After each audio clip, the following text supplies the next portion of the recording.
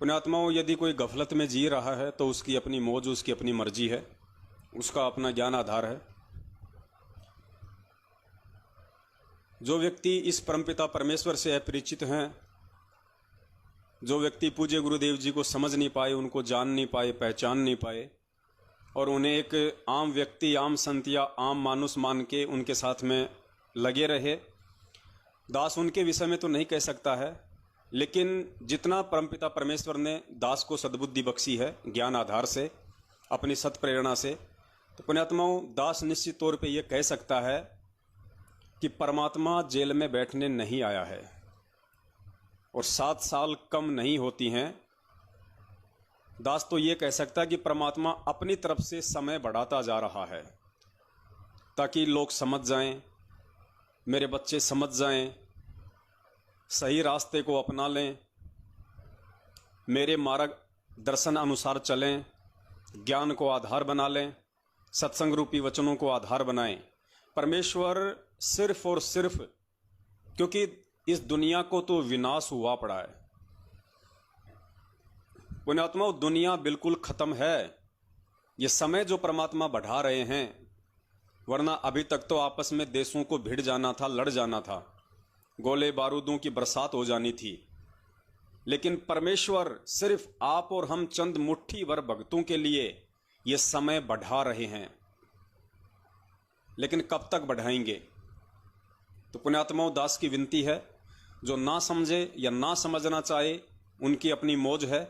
लेकिन जो मेरे सत्सेवक भाई बहन हैं, जो परमेश्वर के ज्ञान को आधार बना के अपनी भक्ति कर रहे हैं, अपने दैनिक जीवन की जो क्रियाकलाप हैं वो कर रहे हैं, उन सभी से मेरा हाथ जोड़ के विनती है, मेरा निवेदन है, आप अपनी भक्ति मर्यादाओं को चेक करते रहिए, क्योंकि आने वाले विनाशकारी समय में, और विनाश तय है, दुनिया की कोई भी शक्ति उसको रोक नहीं सकती। एक रोकने वाली शक्ति केवल पूज्य गुरुदेव जी हैं, और पूज्य गुरुदेव जी कभी भी इस काल भगवान के अड़ंगों में बीच में अपनी किसी भी प्रकार की बाधा उत्पन्न नहीं करते हैं। और काल भगवान ने इस पूरी दुनिया का सत्यानाश करना है, क्योंकि चौथा युग चल रहा है, और इसने खुद ही परमात्मा से ये वरदान लिया था कि परमात्मा चौथे युग में जितने मर्जी जीव ले जाना। पुण्यात्माओं, चौथा युग चल रहा है। हम किसी को कोई कह के या किसी से कोई वरदान लेके हम भूल सकते हैं, क्योंकि हम जीव संज्ञा में हैं। लेकिन काल भगवान को भी पीव की संज्ञा दी गई है, क्योंकि ये भी 21 ब्रह्मांड के जितने भी प्राणी हैं उन सब में सर्वश्रेष्ठ है, बल में और बुद्धि में। ये भी 21 ब्रह्मांड का स्वामी है। इसको भी संतों ने ज्योति निरंजन की संज्ञा दी है। वो नहीं भूल सकता, और उसे अच्छे से पता है कि परमेश्वर अपने वचन का पक्का है। 7 वचन पलटे नहीं, चाहे पलट जाए ब्रह्मांड। तो परमेश्वर आएगा और मेरे मुख से निवाला छीन के लेके जाएगा, क्योंकि ये काल भगवान कोई आलू टमाटर गोभी नहीं खाता है। ये सूक्ष्म वासना, हमारे सूक्ष्म शरीर में जो वासना जमा होती है, आप सबको पता है, ये तपस्या पे उसे खाता है। तो ये इतनी आसानी से अपना भोजन कैसे जाने देगा? हर संभव ये कोशिश करेगा और कर रहा है। जगत वाले तो सारे इसकी परिधि में हैं, लेकिन भक्तों पर भी काफी संख्या में इसने अपना डेरा डाल लिया है। तो दास की विनती है, परमात्मा अब जबरदस्ती नहीं करेगा। परमेश्वर ने हमें बचने का एक मार्ग जो है वो दे दिया है, अपनी भक्ति, अपनी मर्यादा, सब कुछ परमात्मा ने समझा दिया है। अब बचना आप और हमको इन मर्यादाओं के आधार से स्वयं ही पड़ेगा। तो दास की विनती है सभी सत्सेवक भाई बहनों से, आप जी परमेश्वर की मर्यादाओं का विशेष तौर पे ध्यान रखिए, दास भी ध्यान रखेगा। बारंबार हम बंदी छोड़ से दंडवत प्रार्थना करते रहें कि हे परमेश्वर, रोज प्रार्थना करें पुण्यात्माओं। वैसे तो संध्या आरती होती ही प्रार्थना के लिए है, जाने अनजाने की गलतियों के लिए, युग युगांतरों की महाभूल और गलतियों के लिए ही हम संध्या आरती करते हैं, अपने गुरुदेव से वंदना करते हैं, उनसे क्षमा याचना मांगते हैं। उसके अलावा भी जब भी समय मिले परमेश्वर को दंडवत करके और मालिक से क्षमा याचना मांगते रहिए कि परमात्मा 2 सेकंड पहले भी यदि दास से मन वचन कर्म से कोई गलती हो गई हो, परमेश्वर दास को तुच्छ बुद्धि जीव जान के अक्षमा कीजिए परमात्मा। पुण्यात्मा, वरना बचाव का कोई तरीका नहीं है। दूसरी बात, भक्ति का मूल, भक्ति का आधार, भक्ति की नींव केवल सतगुरु है। और जिन आत्माओं को ये बात समझ में नहीं आ रही अभी तक, जो आत्माएं अभी तक परमपिता परमेश्वर सतगुरु रामपाल जी भगवान को नहीं समझ पाए, उनको नहीं जान पाए हैं, वही आत्माएं उनकी शरण में होते हुए भी धोखा खा चुकी हैं और खाती जा रही हैं।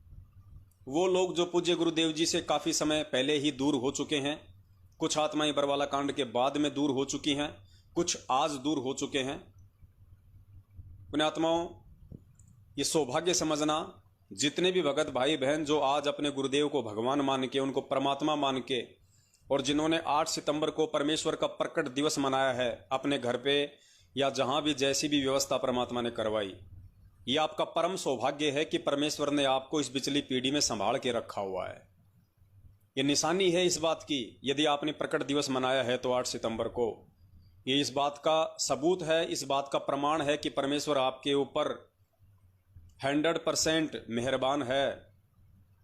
क्योंकि सबसे बड़ी जो कमी होती है, गुरुदेव ने बताया, वो यही होती है कि जीव अपने सतगुरु को परमात्मा नहीं मान पाता, उन्हें परमेश्वर नहीं मान पाता है, खाली अपना गुरु समझ के, एक संत समझ के ही छोड़ देता है। वरना परमात्मा तो हर समय इस पृथ्वी पे रहते हैं। असंख्य बार वो परमात्मा इस पृथ्वी पे आए हैं। चारों युगों में 4 बार आने का जो विवरण है, एक कमल के विकसित फूल पे शिशु रूप में, पुण्यात्मा वो तो मात्र चारों युगों में एक बार परमेश्वर को लीला करनी पड़ती है, सिर्फ ये दिखाने के लिए और वेदों में लिखी हुई परमात्मा की उस महिमा को सत्य साबित करने के लिए। जो वेदों में लिखा गया है कि वो परमात्मा एक कमल के फूल पे शिशु रूप में प्रकट होता है, बाल्यकाल से ही जो है कंवारी गायों के दूध से उनकी परवरिश होती है, सिर्फ और सिर्फ ये जो कमल के फूल पे शिशु रूप में आने की जो लीला है, सिर्फ वो परमात्मा वेदों में लिखी अपनी महिमा को सत्य साबित करने के लिए आता है। वरना उस परमात्मा को कमल के फूल पे या फिर गुलाब के फूल पे शिशु रूप में प्रकट होने की कोई आवश्यकता नहीं है, कोई जरूरत नहीं है। वो समर्थ है, उसके लिए तो चुटकी बजाने जितना काम भी नहीं है इस पृथ्वी पे जब चाहे जहां चाहे प्रकट होना। तो कोई ये ना सोचे कि जो असली परमात्मा है, जो असली कबीर भगवान है, वो केवल वही होता है जो कमल के फूल पे आता है। ये सारी भ्रमणाएं समाप्त करने के लिए ही परमात्मा ने हमारे को ये तत्व ज्ञान दिया है और इस कलयुग की पिछली पीढ़ी में पैदा करके हमारे को शिक्षा दी है, टेक्नोलॉजी दी है, ये विज्ञान हमें इसलिए दी है कि हम परमेश्वर को बहुत जल्दी समझ जाएं। क्योंकि पुण्यात्माओं, विज्ञान ने जो उन्नति की है और जो ज्ञानहीन प्राणी है वो विज्ञान की उन्नति देख के भगवान को भूलता जा रहा है। लेकिन गुरुदेव ने कहा कि जो मेरा हंस होगा वो विज्ञान से समझेगा, मुझे समझेगा, मेरे विधान को समझेगा और ज्यादा वो दृढ़ होगा परमात्मा में। अपने आत्मा कॉमन सेंस की बात है, विज्ञान किसने बनाई? लोग बोलेंगे भैया वैज्ञानिक ने बनाई। वैज्ञानिक कौन है भैया? एक इंसान है। इंसान को किसने बनाया भाई? परमात्मा ने बनाया। जब विज्ञान बनाने वाले वैज्ञानिक को परमात्मा ने बनाया है तो पुण्यात्माओं, ये विज्ञान बड़ी हुई या उस परमात्मा का वो तत्व ज्ञान बड़ा हुआ जो इस परमेश्वर ने आके आप और हम सबको दे दिया है। और ये विज्ञान तो गुरुदेव ने बताया कि इस परमेश्वर के तत्व ज्ञान के आगे छींट भर भी नहीं है, छींट भर भी, यानी ऊंट के मुंह में जीरे के समान भी नहीं है विज्ञान, ये टेक्नोलॉजी। ये भी तो परमेश्वर का दिया हुआ माल मटेरियल है जिसके आधार से वैज्ञानिक अपना शोध करते हैं, आविष्कार करते हैं।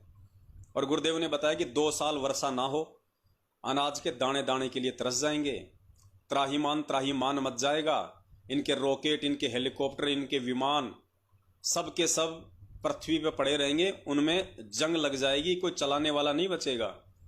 तो जितना भी सब कुछ है, चाहे विज्ञान हो, ये सब कुछ उस परमेश्वर की देन है।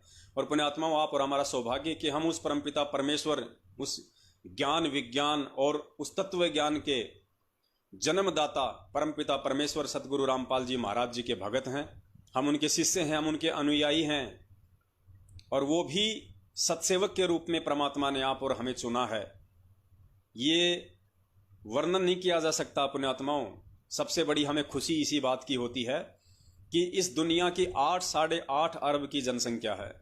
इस बेइंतहा भीड़ में से उस परमात्मा ने 27 वर्षों में 15-20 लाख लोगों को अपनी शरण में लिया था। और 15-20 लाख लोगों में से परमात्मा ने चंद मुट्ठी भर अपनी प्यारी आत्माओं को सत्सेवकों के रूप में अलग छांट दिया, जो परमेश्वर के मिशन को उनकी सत प्रेरणा और उनके आशीर्वाद अनुसार आगे बढ़ा रहे हैं। एक छोटा सा सहयोग अपने परमपिता परमेश्वर के ज्ञान आधार से उनके पद चिन्हों पर चलते हुए वो प्रयास कर रहे हैं इसको आगे बढ़ाने का। क्योंकि कोई भी बाप है, बाप चाहे वो किसानी का काम करो या बाप चाहे किसी प्रकार का कोई व्यापार करो, कोई बिजनेस करो, हर पिता चाहता है कि मेरा बच्चा समझदार होके पढ़ लिख के मेरे काम धंधे में मेरा हाथ बटाए। तो हमारे पूज्य गुरुदेव जी का सबसे बड़ा काम यहाँ पे भक्ति रूपी खेती करना है, भक्ति की बाड़ी लगाना है। पुण्यात्माओं, जब परमेश्वर ने हमें 3, 4, 5 वर्षों में इतना ज्ञान देके अपना सत्संग रूपी दूध पिला पिला के तैयार कर दिया, युवा कर दिया, तो आज आप और हमारी क्या जिम्मेदारी बनती है?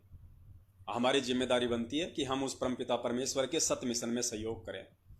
और सत मिशन में सहयोग पुण्यात्माओं वही आत्माएं कर सकती हैं जो आत्मा सबसे पहले अपने गुरुदेव को समझ जाएंगी या अपने परमात्मा को पहचान जाएंगी।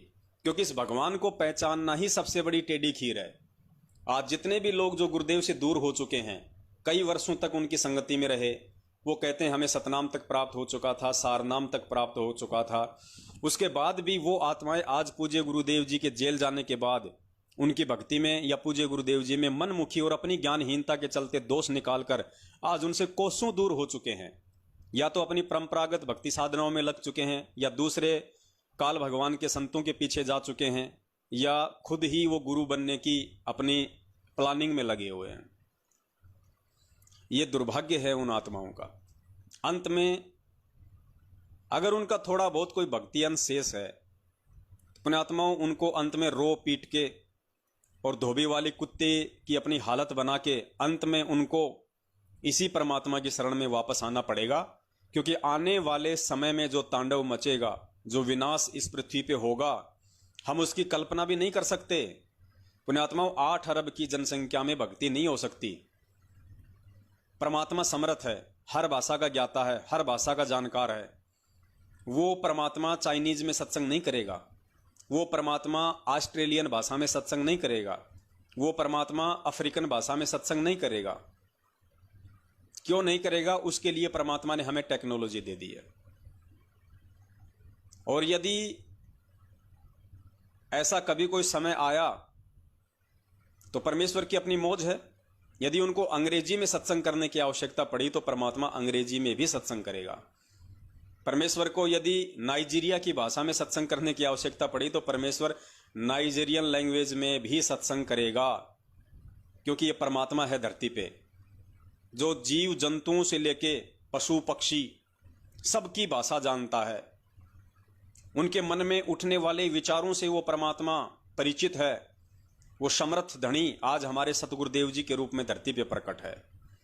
तो पुण्यात्माओं, वो भयंकर तांडव मचने वाला है जिसकी हम कल्पना भी नहीं कर सकते हैं। जिस प्रकार आसमान से ओले गिरते हैं, 5 सेकंड पहले किसी को नहीं पता होता कि ओले गिरने वाले हैं। आंधी का पहले पता लग जाता है, बारिश का पता लग जाता है। लेकिन पुण्यात्माओं, जैसे भूकंप अचानक आता है, ओले अचानक से गिरते हैं, इनका मालूम भी नहीं पड़ता है और फटाफट ये जितना नुकसान होता है उतना नुकसान करके निकल जाते हैं। ऐसा ही इस पृथ्वी पे जो कुकर्म, जो पापकर्म, जो व्यभिचार जो बढ़ चुका है, पुण्यात्माओं उन्हीं मनुष्यों के कर्म आधार से अब उनको वो यातनाएं भोगनी पड़ेंगी।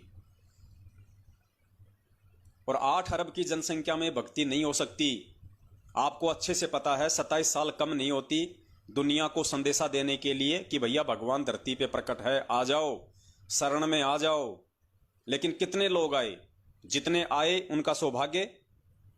और दुनिया वालों की हम क्या कल्पना करें कि वो पूज्य गुरुदेव जी के ज्ञान को समझेंगे, स्वीकार करेंगे, जब खुद पूज्य गुरुदेव जी के ही 70% भगत उन्हें परमात्मा नहीं मानते, उनके ज्ञान को आधार बना के नहीं चलते। पुण्यात्माओं, यदि परमात्मा ने इस घोर कलयुग में यदि सतयुग लेके आना है, अच्छा माहौल उन्होंने पैदा करना है अपने बच्चों के लिए, भक्ति के लिए। क्योंकि आप देख रहे हो, जो भगत पूर्णतया परमात्मा की मर्यादाओं में चल रहा होगा, पूर्णतया जिसको कह सकते हैं कि ये एक सच्चा भगत है, पुण्यात्माओं उस भगत का आज वर्तमान परिदृश्य में जीना मुश्किल है यहाँ पे, उसका जीना मुश्किल है, क्योंकि ये 21 ब्रह्मांड, ये काल का लोक है, और 21 ब्रह्मांड में झूठ, छल, कपट, चोरी, जारी सारे कुक्रम हैं।